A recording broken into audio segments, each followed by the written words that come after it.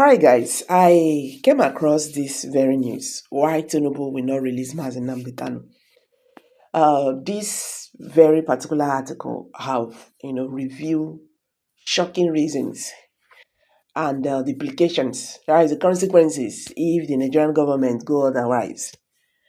And I beginning to reason why the Nigerian government will even take such decision of not releasing Nnamdi Kanu. So on October 10th, 2025, a significant milestone decision will be reached in the ongoing trial of the leader of the indigenous people of Biafra, IPOB, Nnamdi Kanu.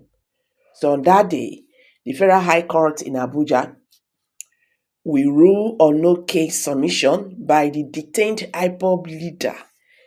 A decision in favor of the defendant could be a turning point. But if the precedent is anything to go by, October 10th may be just yet another unpredictable court appearance in the life of the IPOB leader who has been behind bars since 2021. Already, the request by Kanu's defense team to transfer him from the custody department of the State Security DSS to National Hospital Abuja met a brick wall on the judge as the judge failed to rule on the motion. As legal interventions have failed so far, the call for the release of Kanu has shifted from the court to the public space. The President General of Organizing Igbo Worldwide, Senator John Azuta Mbata, urged President Tinubu to release Kanu. The decision and trial of Nnamdi Kanu have become one of the most controversial political issues in Nigeria since he began his Biafra agitation since 2021 when he was removed from Kenya. His trial has been more than a judiciary issue. If it has transformed into a political bargaining chip and to text of the country's tolerance of secession, there is the feeling of Dija every time the Ohanese Ndigbo appeals for Kanu's release during the late President Buhari's administration. Igbo leaders under the guise of respected Igbo greats led by First Republic parliamentarian Mbazirike Amechi, late appealed to the late president to release the indigenous people of Biafra leader, Nnamdi Kanu. Again, during a visit to Ebonyi State in 2022, Ohanese Ndigbo also pressed Buhari to release Kanu. It seems that all fell on deaf ears. Buhari on both occasions acknowledged the request by the Apis Igbo Cultural Organization, but never acted on them. The question now is why, in spite of several bills, rulings, appeals, and pressure from Ohanese Ndigbo. So human rights organization and his defense team, Kanu has not been set free. On the surface, his trial may appear just legal, but stretcher much deeper. It is laid with Nigerians' ethnic division and the struggle to keep a divided and decisive federation together. At the heart of the current debate is whether President Tinubu would yield to calls to release Kanu, a decision that could reshape his relationship with the North and potentially change the trajectory of the tensions in the Southeast.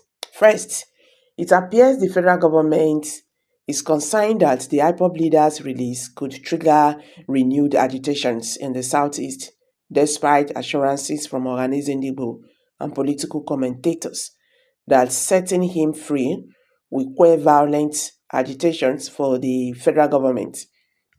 It seems Kanu is not just a sole defendant, he is a symbolic of the cries of marginalization and ethnic tension that have dominated conversation in the Southeast since the end of the Civil War.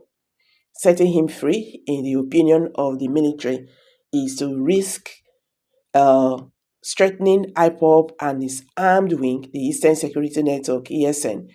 So for the federal government, keeping Kanu in detention is a safer option for containing uh, scattering unrest, a risk that outweighs its political costs. Another reason why Tinubu, like Buhari before him, may not release Kanu is the issue of precedent. Historically, the Nigerian ruling establishment, military or civilian, has demonstrated the reluctances to appear weak when dealing with any attempt to uh, balkanize the country. So the Nigerian state has historically treated secessionist agitations or any agitations that threatening the sovereignty or resources of the country with a heavy hand, whether it was Isaac and Dhaka, Buru's Niger Delta uprising in the 1960s, or the Ogoni self-determination crisis of the 1990s. The strength always brutal repression, not secession. Kanu's case continues this trajectory. Scrambling to calls to release Kanu might send the signal that the state can be pressured into uh, secessions, especially when descendants' agitation is linked to violent or evil action, such as the Monday sit-at-home order that have crippled the Southeast. Tinubu always combating cries on several fronts. Economic security and political legitimacy cannot afford to be seen as giving in. Okay, guys, you cannot go on and on and on again. I believe we all understand what the writer is trying to say here. But the truth is that it would be a very big mistake if the Nigerian government tries to jail Kanu. You understand? It will not be fine at all. So if the Nigerian government is afraid that releasing Nnamdi Kanu, we push more agitations in the southeast, why can't they dialogue as they release him? Yes, why can't they, the Nigerian government, look into the actions that brought agitations to the southeast? It could do okay like that now than just keeping him. You get, keeping him will cause more problem. It will cost much to the Nigerian government too. You understand? So releasing him and also looking into the issues, those roots that brought agitation, it go dey okay. But keeping him, I don't think that would be nice at all. It will cost more to the Nigerian government. So guys, how I see this matter like this?